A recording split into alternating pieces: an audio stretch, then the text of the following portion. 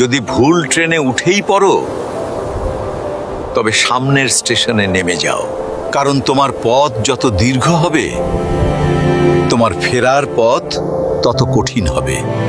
সব শিক্ষা বইয়ের পাতা থেকে নয়, কিছু শিক্ষা পরিস্থিতি আর বাস্তবতা থেকে হয়।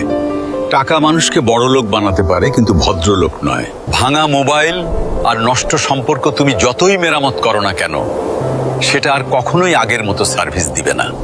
মিথ্যেবাদীরা এখন সবার প্রিয় হয়, আর সত্যবাদীরা হয় অপমানিত আর অবহেলিত।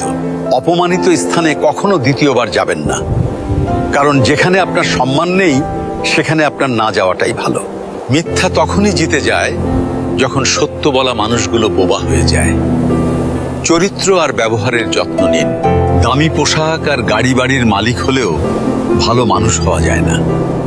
কোনো কিছু না খেলে যেমন স্বাদ বোঝা যায় না, ঠিক তেমনি খারাপ সময় না এলে মানুষ চেনা যায় না।